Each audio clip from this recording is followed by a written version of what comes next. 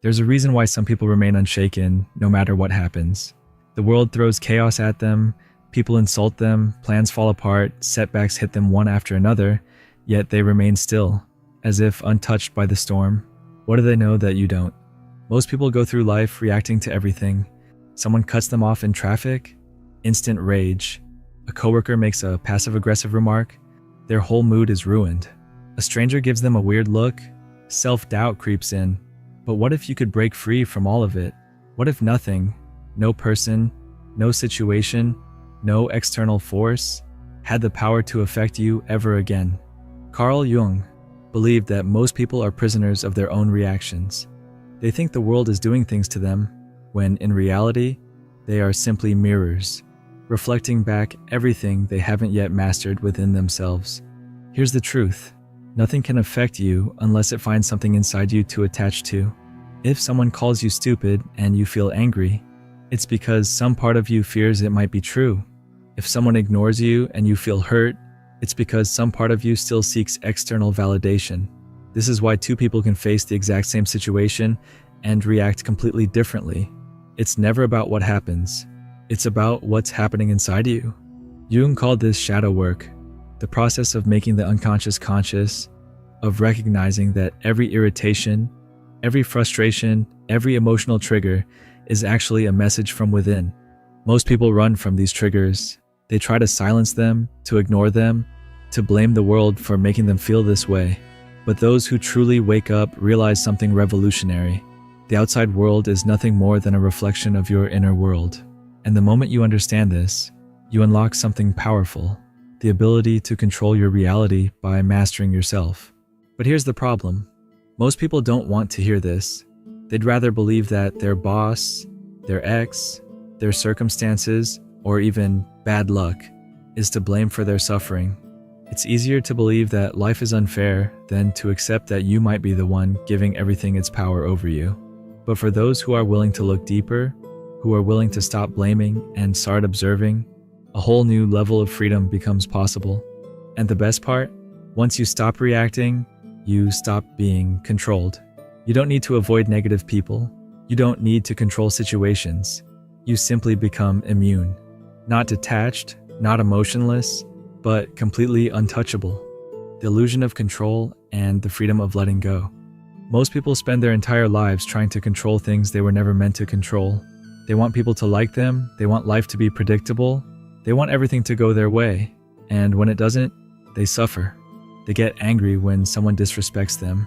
They feel betrayed when life doesn't unfold according to plan. They take everything personally, as if the universe has singled them out for some kind of cruel test. But here's the truth. Nothing in this world is actually under your control, except one thing, your perception. Carl Jung understood something that most people never realize. The world outside of you is neutral. It is neither good nor bad, kind nor cruel. It just is. The only thing that makes it seem positive or negative is the filter through which you see it. Think about this. Two people can go through the exact same experience. A breakup, a financial loss, a failure. One person spirals into self-destruction, convinced they've lost everything. The other person sees it as a lesson, an opportunity to grow, a path toward something better. The difference? Their perception. Jung once said, "Until you make the unconscious conscious, it will direct your life and you will call it fate."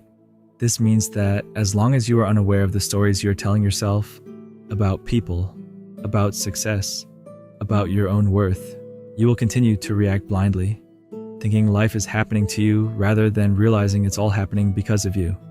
Here's where things get interesting. The more you try to control the external world, the more power you give it over you. The moment you need someone to respect you, they have power over you. The moment you need a situation to go a certain way, it controls you. The moment you need life to be fair, you set yourself up for disappointment. But once you let go of the illusion of control, everything shifts. Suddenly, you're free. Free from the need for approval, free from the fear of failure, free from the exhausting effort of trying to make the world bend to your expectations. Think about it. The people who are truly untouchable in life are not the ones who control everything. They are the ones who master themselves. They are the ones who remain calm in the storm, unshaken by chaos, indifferent to insults, fearless in the face of uncertainty. They know something most people don't. Control is an illusion, and the moment you stop chasing it, you become truly powerful. And here's the paradox. When you stop needing things to go your way, they often do. When you stop fearing what people think, you naturally become more confident. When you stop chasing success out of desperation, opportunities start appearing effortlessly. When you stop resisting life and start flowing with it, everything seems to fall into place. This isn't just philosophy, it's neuroscience. Studies in cognitive psychology show that the more we obsess over controlling something, whether it's a person, an outcome, or even our own thoughts, the more we create resistance. This is why people who are desperate for love repel it, why people who are terrified of failure sabotage themselves, why those who cling to control end up feeling the most powerless. So the question is, are you living in reaction, or are you in control of your perception? Because once you realize that nothing outside of you has power over you, life starts to feel like a completely different game. The untouchable mind, how to be unshaken by anything. Imagine a scenario. You're walking down the street, minding your own business, when suddenly someone shouts an insult at you. Maybe they call you foolish, weak, or tell you that you'll never amount to anything. Now, pause for a second. What happens inside you at that moment? Most people would either get defensive or feel hurt. Their emotions hijack them before they even have time to think. Their heart rate spikes, anger kicks in, or they replay the insult over and over in their mind, feeding their frustration. But now, imagine a different response. Absolutely nothing. No reaction, no emotional spike, just a calm realization. That has nothing to do with me. This is what the Stoics, Zen masters, and even Carl Jung understood deeply. Nothing outside of you has the power to disturb you unless you give it permission. But let's go deeper. Why do most people get affected? Because they're identified with a false self, a fragile mental construct built on opinions, validation, and attachment to outcomes. This is why they react so strongly when challenged. It's not just an insult, it's a threat to their identity. Jung spoke of the shadow self, the hidden part of our psyche that holds all the fears, insecurities, and unresolved wounds we refuse to face. When someone triggers an emotional reaction in us, they're not creating pain. They're revealing pain that was already there. Think about it. If you were truly at peace with yourself, someone's insult would mean nothing. It would be like yelling at a mountain. It simply echoes back without response. So the real question is, why are you reacting? If someone calls you a failure, does it hit a nerve because deep down, you fear it might be true? If someone disrespects you, does it enrage you because you crave recognition? If things don't go your way, do you spiral because you're attached to a specific outcome? The problem isn't the world. The problem is the way you see yourself. The real power isn't in silencing the world, avoiding criticism, or eliminating problems. It's in developing an unshakable mind, a mind that doesn't need external validation, a mind that doesn't crumble when faced with obstacles, a mind that understands that all control begins and ends with perception. This isn't just philosophy, it's psychological conditioning. Studies show that emotional reactivity is a habit. The brain develops neural pathways that reinforce reactions, meaning the more you let the outside world control your emotions, the more automatic it becomes. But here's the good news. You can rewire this. Neuroscientists have found that through mindfulness, cognitive reframing, and exposure to discomfort, you can literally train your brain to be less reactive. Over time, insults stop triggering you. Failures don't define you. Uncertainty no longer scares you. At that point, you become untouchable. Not because the world has changed, but because you have. There's something strange about human nature. People believe they are reacting to the world, but in reality, they are reacting to themselves. Imagine this. Someone insults you. The words hit like a dagger. But pause for a second. Where do you actually feel the pain? It's not in the words. It's in the meaning you assign to them, the hidden wounds they touch, the stories you've been carrying in your subconscious. Carl Jung knew this well. He once said, "Everything that irritates us about others can lead us to an understanding of ourselves." That's the brutal truth most people don't want to accept. Nothing outside of you has power over you unless you give it power. Think of it like a mirror. If your reflection in the mirror suddenly frowned at you, you wouldn't get angry at the mirror. You'd realize that it's just reflecting what you're doing. Yet, when life does the same, when people provoke emotions in us, we react as if the mirror is to blame. We point fingers, demand others change, instead of realizing it's just our inner world projected outward. The real question is, why do we give so much power to things outside of us? The reason is simple. Attachment. When your identity is tied to external things, opinions, validation, outcomes, you will always be at their mercy. But what if you didn't play the game? What if, instead of reacting, you became the one who observes? Detachment is not about becoming emotionless. It's about becoming untouchable. It's about realizing that you are not the emotions. You are the awareness behind them. Think about a storm. It rages, lightning strikes, the wind howls, but above it all, the sky remains untouched. You are the sky, not the storm. This is why the greatest power isn't in controlling the world. It's in controlling your perception of it.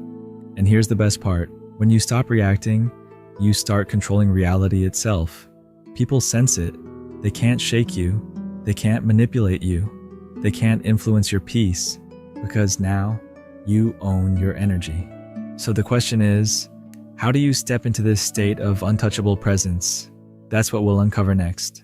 So how do you step into this state of untouchable presence?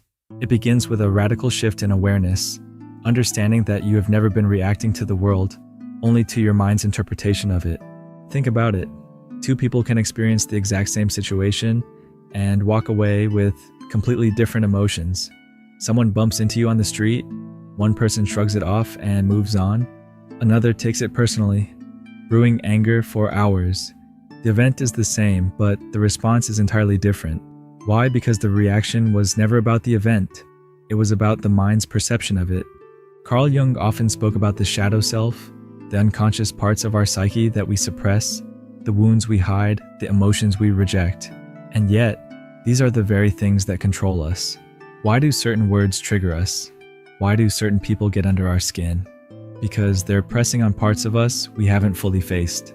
If someone can easily manipulate your emotions, it's because they are holding a piece of you that you haven't owned yet. The trick to becoming unshakable is not to suppress emotions. It's to fully acknowledge them and take away their power. Instead of fighting your triggers, study them. Instead of blaming people for provoking emotions, ask, what part of me is being exposed here? Imagine a chessboard. Most people go through life playing as the pieces, reacting to every move, getting caught up in the game. But true mastery is in becoming the player, the one who sees the full board. Better yet, become the person watching the game from above, seeing all the moves before they happen. That's what emotional detachment truly is. Not numbness, but mastery. You're not ignoring emotions, you're understanding them so deeply that they no longer control you. You become an observer instead of a prisoner of your reactions. And here's the wild part. Once you stop reacting, the world starts responding to you instead. People sense your energy shift. You no longer chase validation, so people seek it from you. You no longer react to negativity, so it loses its grip on you. You stop being a puppet of the world and start being the one pulling the strings. The key is self-awareness in real time. In every moment, you have two choices: react mindlessly or observe consciously. The next time someone tries to provoke you, catch yourself in that split second before reacting. Feel the trigger rise, but instead of acting on it, just watch. Like a scientist observing an experiment, detached, curious. That's the moment of power. But how do you sharpen this skill until it becomes second nature? That's what we'll dive into next. The moment you stop letting the world pull your strings, you take back control. Master your reactions, and you master your reality. If this resonated with you, drop a comment below. What was your biggest takeaway? And if you're ready to keep expanding your mind, hit that like button and subscribe so you don't miss what's coming next. See you in the next one.